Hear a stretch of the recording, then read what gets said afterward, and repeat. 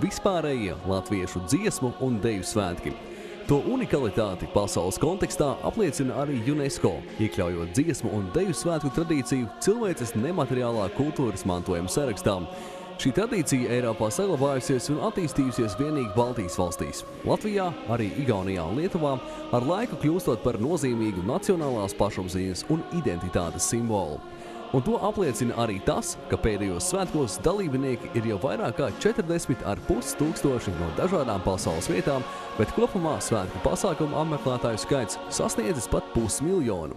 Bet šīs tradīcijas sākums ir 1864. Gada vasaras svētki, kad Dikļu draudzes mācītāja Jura Neikena rosināti mācītāja Muižas dārzā uz pirmajiem dziedāšanas svētkiem sanāk 6 vīru kori. Dikļu draudzes mācītājs, rakstnieks Juris Neikens stāsta par pirmo dziesmu dienu Dikļos 1864. gadā. Svētku rīta saulīte mirdzēja caur plāniem, gaišiem padebešiem, un putnu balsis atskanēja siltā, klusā gaisā. Ap 7:30 jau viesi sāka rasties. Visvairāk tālnieki, kuri nebija zinājuši noteiktu stundu, kad dziesmas sāksies. Tie nāca arvien biezāki, kājām un braukšus, līdz pēdīgi bija radies tāds ļaužu pulks, kā reti te būs redzēts.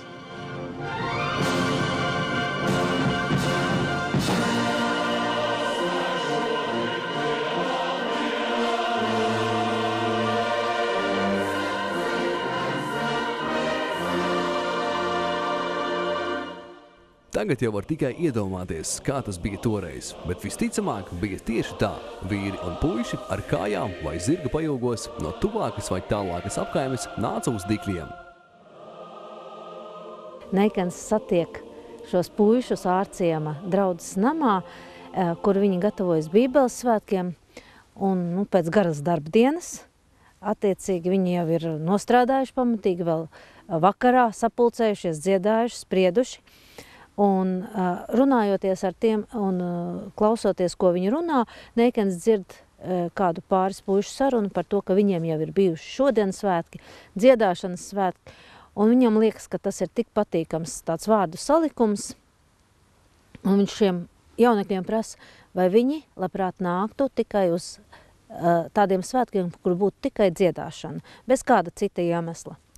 Un saņem piekrītošu atbildi. Un tā doma Neikenam laikam iekrīt tik ļoti dziļi prātā, ka viņš nolēma savas draudzes ļaudīm šādus svētkus sarīkot. Un 1864. gada vasaras svētku dienā uz Dikļiem tiek aicināti vīru kori, 6 vīru kori no Limbažiem, Lielsalatas, Mazsalatas, Rūjienas, un tepat arī Dikļu koris, arī Straupes koris. Un, ir tādi, kas ir aicināti, ir tādi, kas paši padzirdējuši par tādu līdzīgu sanākšanu un atnāk bez laika ziņas, tādas, nezinu ne cikos sāksies, nekā citādi. Viņi jau no agra rīta ir šeit. Vīri sapulcējas kopā pagasta skolā, kur tad viņi nospriež, kādas dziesmas dziedās, ievēl savu virsdiriģentu, un tad nopietnām sejām svētku drēbēs ģērbušies nāk, sastājušies pāros pa 2 no šīs te pagasta skolas pa ceļu līdz šim te Neikena kalniņam, kur tad stājas skatītāju priekšā un dzied.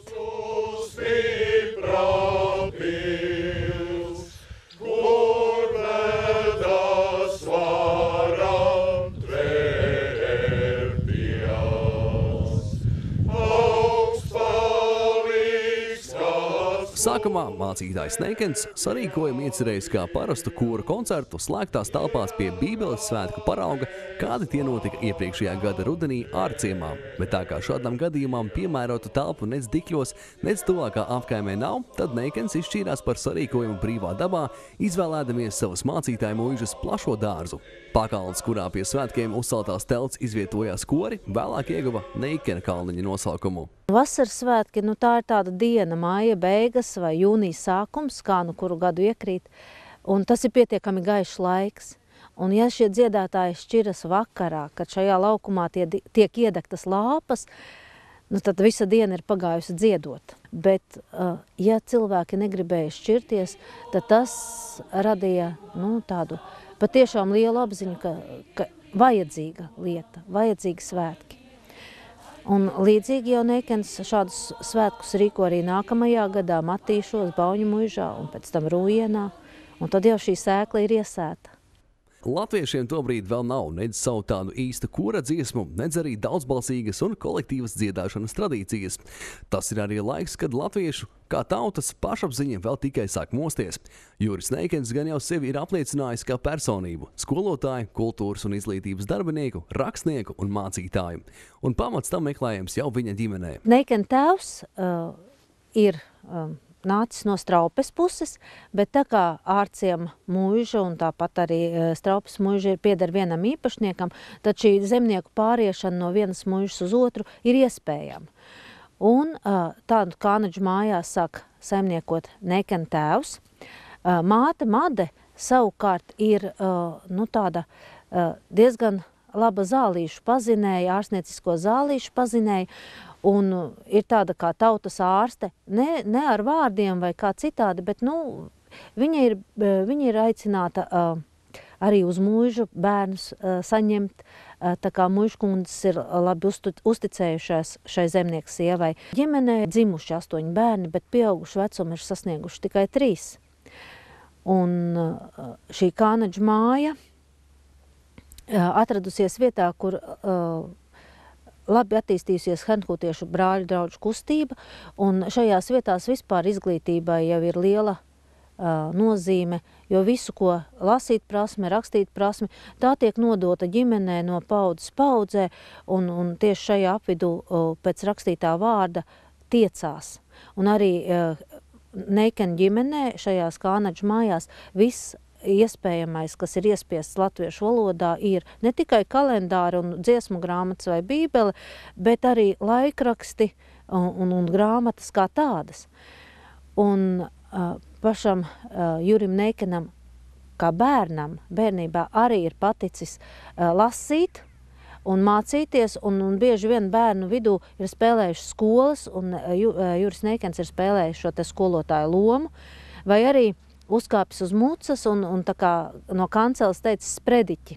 Jau visai agri vecāki redz, ka Neikenam nav sirds pie zemes darbiem, ka nekāds mājas saimnieks viņš nebūs, un nolēma, ka tad dēls ir jāsūta mācīties amatā, bet Neikens vēl 17 gadu vecumā īsti nezina, ko viņš grib darīt. Un tā ir liela bēda vecākiem, jo kur tādu nekur esošu cilvēku, kur viņu liksi?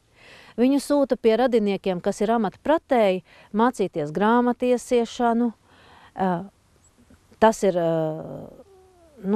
labs darbs, bet Neikens nevar sagaidīt to brīdi, kad tie grāmatu vāki pietiekami cieši nospiedīsies, un viņu interesē tas teksts, kas ir iekšā.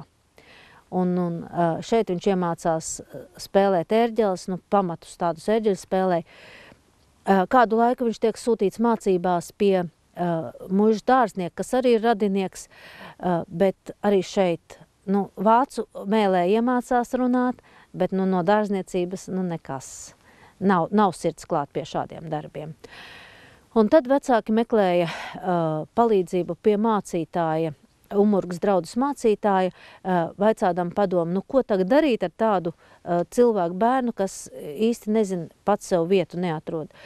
Un šis mācītājs bija ieteicis sūtīt uz skolotāju semināru. Valmieras skolotāju semināru, tolaik ēka atradās Valmierā, un viņš tiem vecākiem tā arī teicis, vediet kaut pēdējo govi no kūts ārā, bet tad, kad dēls būs izmācījies, viņš par jums gādās. Un vecāki tā arī dara.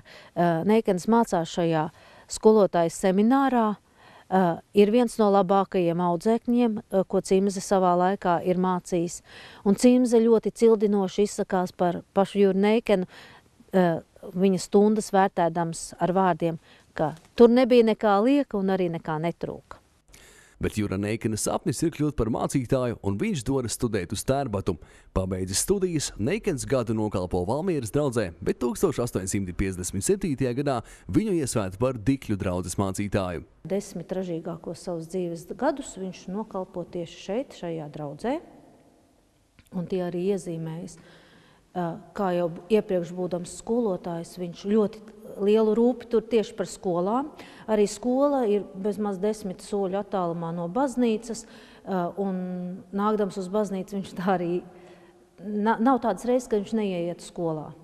Viņš runā gan ar skolotāju, gan ar bērniem. Viņš ļoti rūpējas par savu draudzi. Draudzē ir 4 pagasti, un katrā pagastā ir atvērta savu skola. Viņš arī visas Vidzemes skolu pārlūks tajā laikā. Un apstādamies, runādamies ar zemniekiem, viņu interesē, kādas viņas sadzīviskās bēdas, kādas rūpes. Un nenoliedzami ļoti lielu svaru liek tieši uz dziedāšanu. Neikens bieži tiek aicināts uz zemnieku svētkiem, un tad kur dejošana, tur dejošana, bet tik pa brīdim Neikens ir pārtraucis visu šīs te līksmošanās un teicis, nu tagad uzdziedāsim. Un visi labprāt viņam ir pievienojušies. Un tajā laikā ne jau uz katru dievkalpojumu arī visa saime ieradās, un saimniekam, saimniecei tad bija pienākums noturēt svētbrīdi savā mājā. Un saimnieces uzdevums bija visu šīs te dziesmas un dziedāšana. Un arī par to Neikens ir turējis rūpi un atprasījis saimniecēm šīs baznīcas dziesmas dziedāt. Un ja kāda nav varējusi vai kautrējusies, viņš ir dziedājis līdz, varam teikt, tepat varbūt baznīcas jomā. Un par Neikena darbības gadiem, šiem 10 svarīgākajiem viņa mūža gadiem, ir arī piemiņas plāksne, ko uzstādījuši ir šīs te draudzes cilvēki. Maz jau ir vairs Dikļos liecība par Neikena laiku. Baznīca, mācītāja muiža, Neikena kalniņš un arī Neikena akmens. Vietējie diklieši to sauc par Neikena akmeni. Tas atrodas pusceļā starp mācītāju māju un baznīcu. Un ļoti iespējams, ka Neikens savā dzīves laikā kājām iedams no mācītāju mājas uz baznīcu.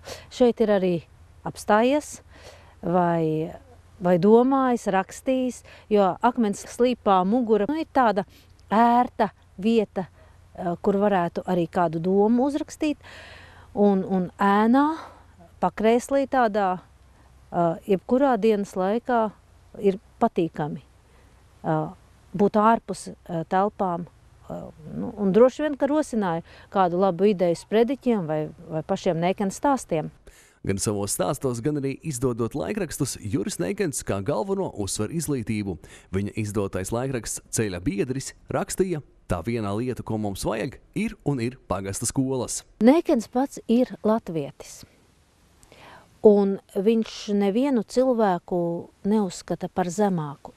Es domāju, ka viņam bija pazīstama arī Merķeļa šī te grāmata Latvieši, jo tā rūpe par latviešu zemnieku, par to, kas viņam sāp, tā ir dzīva. Paša Neikena ģimenē sieva bija vāciete, un viņš saskaras ar šo te aizspriedumaino uzskatu, ka latvietis nav nekas, ka mācītājam ir jāturās pie vāciskās kārtības, un ka nav tur jārunā ar to zemnieku vai jāicina viņš ratos, ka pasaki, kā ir, lietas, lai viņš dara, un nav ko iejaukties viņa dzīvē iekšā vai domāt, kas ir labi, kas ir slikti, par ko tu bēdājies. Un tas ir arī viens no strīdiem, kas ir Neikena ģimenē, viens no pamatiem, kāpēc varbūt nav īstas tādas saskaņas. Bet Neikens uzskata, ka viņa darbs ir kalpot. Patiesi kalpot, jo ja viņu savā dzīves laikā ir aicinājušas lielās Rīgā esošās draudzes kalpot, kur viņam būtu ienākumi droši vien stipri lielāki kā mācītājam, un Neikens atsaka, tad viņa vadmotīvs nav pēc iespējas iegūt lielāku mantību, jeb šo te mantisko stāvokli. Kalpošana, tas ir viņa laikam tas vadītājs dzīvē, ko viņš uzskata par augstāko. Mostas latviešu pašapziņa, veidojas latviešu biedrības un dzīva ir dziedāšanas svētku kustība, kas turpinās Vidzemē un Kurzemē. Pēc Dikļu svētkiem paiet 6 gadi, ir nodibināta Rīgas latviešu biedrība, un tā uzņemas pirmo vispārīgo latviešu dziesmu svētku organizēšanu, kas notiek 1873. gada vasarā Rīgā. Pats Neikens vispārējos dziesmu svētkus nepiedzīvo. Viņš jau ir mīris šai laikā. Cimze, jā, Cimze ir klāta, Cimze tiek sumināts. Daudzi Cimzes semināra audzēkņi ir gan virsdiriģenti, gan tekstu autori, gan pašu dziesmu autori, bet Neikens šo te dziesmu svētku kulmināciju nepiedzīvo, viņš neredz to. Un domāju, ka arī šos te pirmos svētkus sarīkojot, viņš nebija domājis par kaut kādu lielāku, plašāku iznākumu.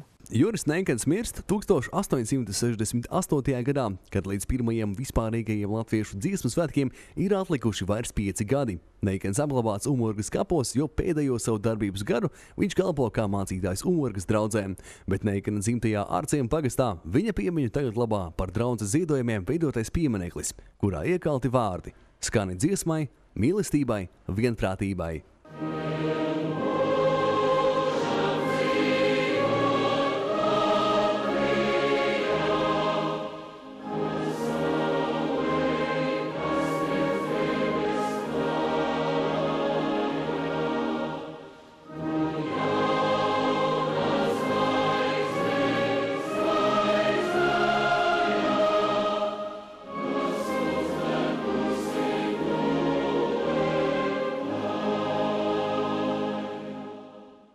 Jura Neikena aizsāktā dziedāšanas svētku tradīcija, kas pāraug vispārīgajos latviešu dziesmu svētkos, turpinās gan Latvijai esot Krievijas impērijas, gan vēlāk Padomju Savienības sastāvā.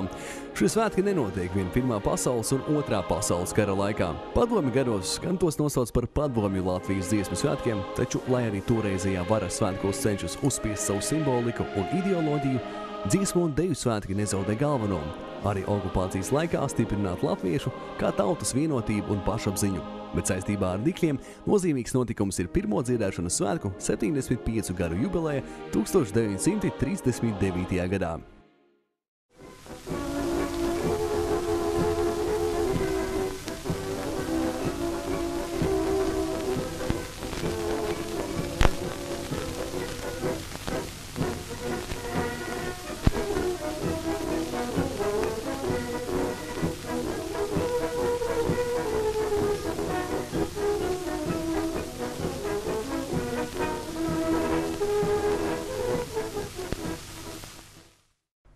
Toreiz šie svētki Dikļos ir valsts mēroga notikums. Īpaši šiem svētkiem ir projektēta un būvēta ekstrāde, lai uzņemtu 5000 koristu.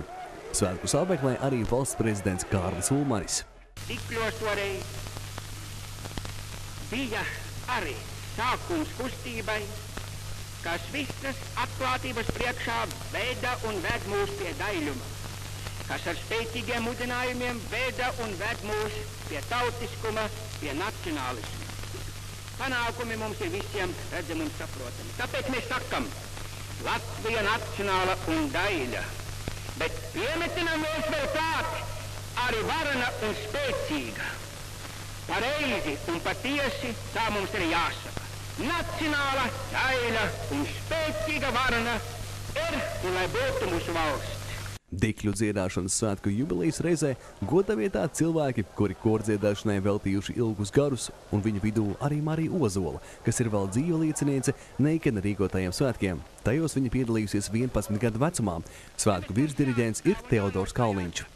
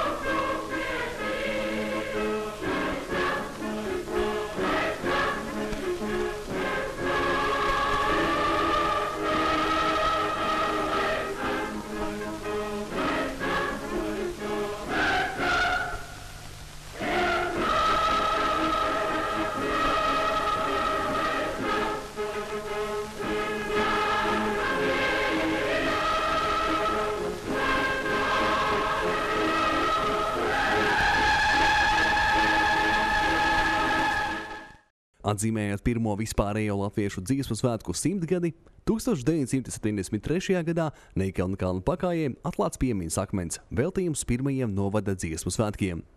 Bet atzīmējot Dikļu dziedāšanas svētku 120 gadu jubileju, atklāts arī dziesmu svētku muzejs, kas glabā liecības gan par Juri Neikenu, gan par latviešu kultūras izglītības attīstību 19. gadsimtā.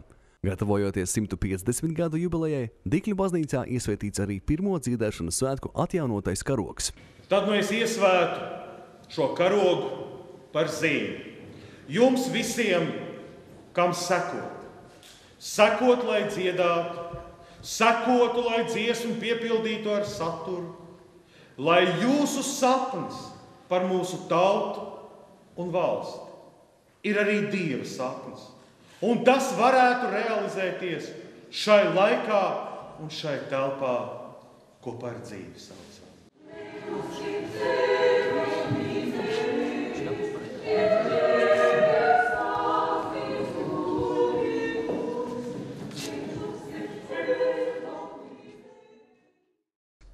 Un nu jau tas ir kļuvis par tradīciju. Ik gadu vasaras svētkos ar kūru sadziedāšanos Dikļos atcerēties pirmos dziedāšanas svētkus.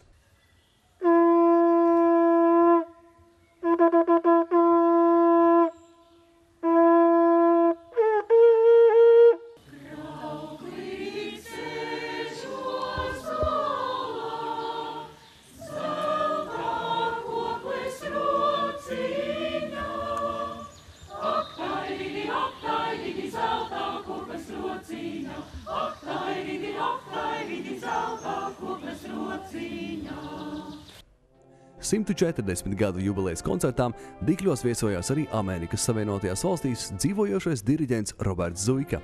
Diriģents, kuram apvērtējuši jau 100 gadi un kurš vēl pie diriģenta pults stāvēja 25. vispārējo latviešu dziesmu svētku noslēguma koncertā, kā galveno uzskata šo Dikļu mācītāja Jura Neikena aizsākto tradīciju saglabāt un nodot nākamajām paaudzēm. Tā ir tā pašapziņa, nacionāla pašapziņa un pašcieņa, kas ir mūsos, un to mēs nedrīkstam izniekot, tā mums jāpadod tālāk. Jaunatne, tā ir tā, kas saņem to bagātību, kas tautas dziesmās ir uzkārta no paaudzes uz paaudzi. Un